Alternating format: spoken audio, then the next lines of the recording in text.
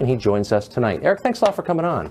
Pleasure. So, I'm in the media, I read your column, I read the Washington Post, I read it most of my life, and in the past couple of months, I've seen a lot of stories, including some from you, accusing people of basically carrying water for the Russian government. And that's the Russian government's in the news today. So I thought I would ask you about something I've wondered about for a long time, which is that the Washington Post, for years, many years, has literally carried paid propaganda from the Russian government, a section called Russia Behind the Headlines.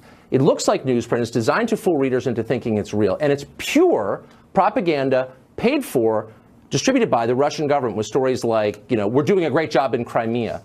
Why have you never written about that? How can you attack others when you don't know that your own paper makes money from taking propaganda from the Russian government? I think that's a really good question. I wish you'd told me you wanted to talk about this, but no, those inserts are interesting. They are. But why didn't you write about them? That's a good question. I think, I got a lot to write about, but I am interested in that topic, and I appreciate you bringing it up. But it's your own paper. But hold on. You cover the media. I do cover the media. I'm just interested. I do cover the media. I believe there are several newspapers that do run these inserts. I think China has one as well.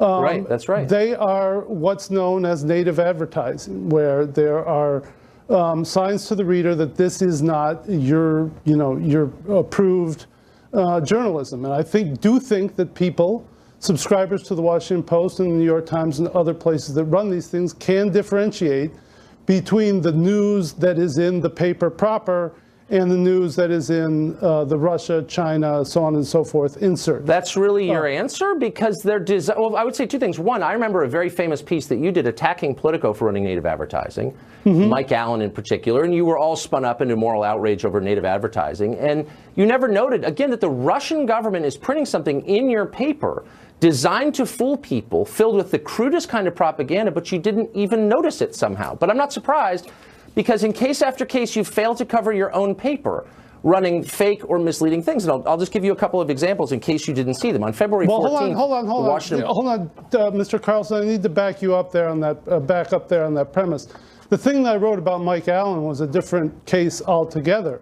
It was native a headline that said native advertising pioneer.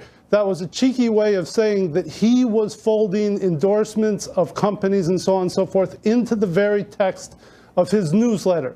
There was no attempt whatsoever to differentiate that from advertising. They had sponsors in that newsletter, and so I reject the premise 100%.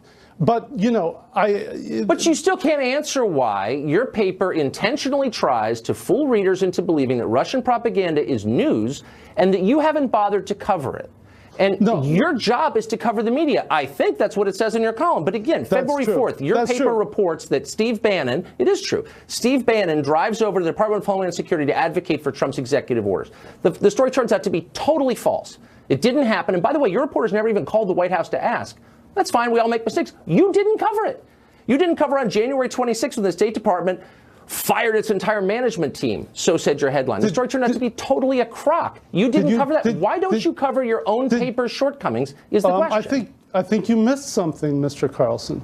Would you look back, I believe it was in January as well, the Post reported something that wasn't quite straight about, I believe it was a power plant up in Vermont.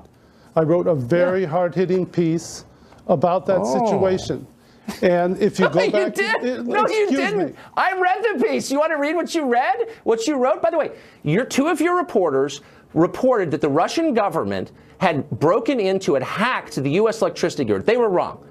You said they were wrong. You never bothered to talk to your own reporters, presumably in the same newsroom that you're in. And here's how you ended the piece.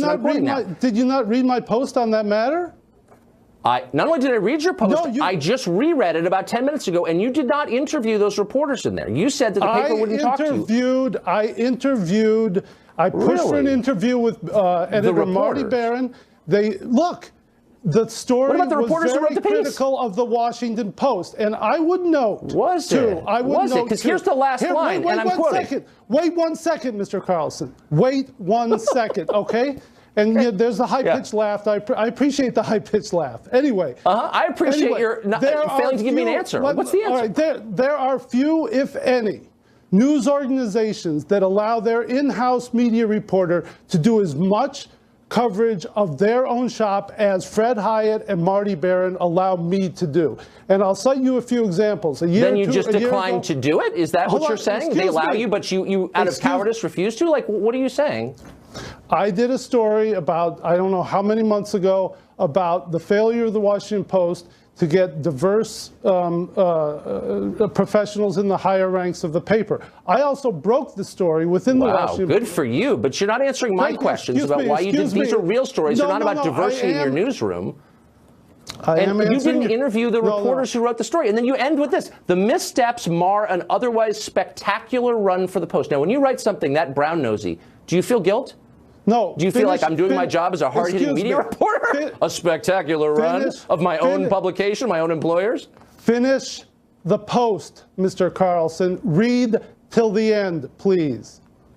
That's actually that's the end of it. And then you go on. Read the entire last paragraph, please, for me. Oh, is that where you interview the editor who assigned the piece, the reporters who screwed it up? You get to the question of how it happened? Oh, that wasn't in the piece. I don't have it in front of me. Because you were afraid to track it down because you work there. No. And I will continue. I also broke at the Washington Post the story of how, this is a couple of years ago, a few years ago, the advertising side of the paper was putting the arm on the magazine to push content in a certain direction.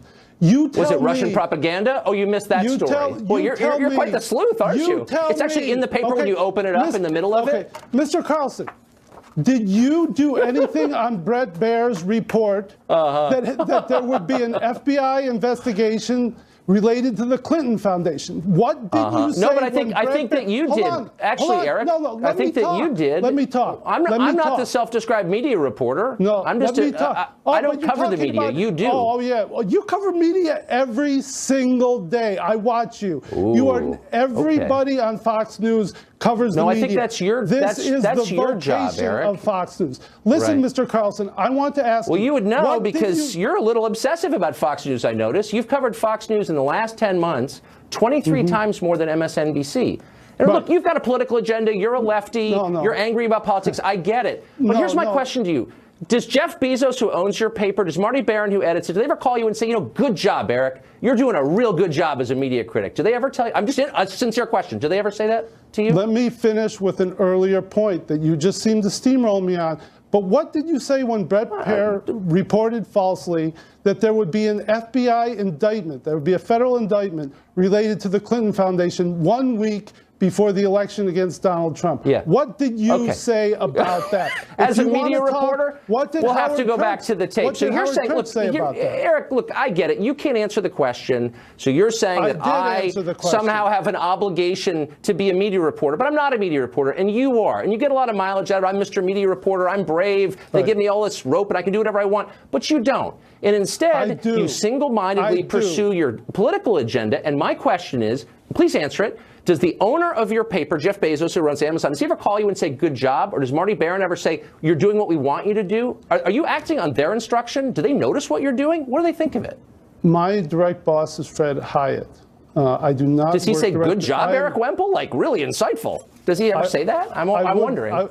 I wouldn't quote him as that, and I don't appreciate the puerile angle of inquiry here. It's not puerile, it's sincere, because I don't see you as a media critic. I see you as a political hack acting out his political beliefs on paper with the cover of media criticism. I'm just a media critic. No, and everyone who reads you knows that. And I'm wondering, do your editors know that? Do they read it and say, you're really covering the media straight?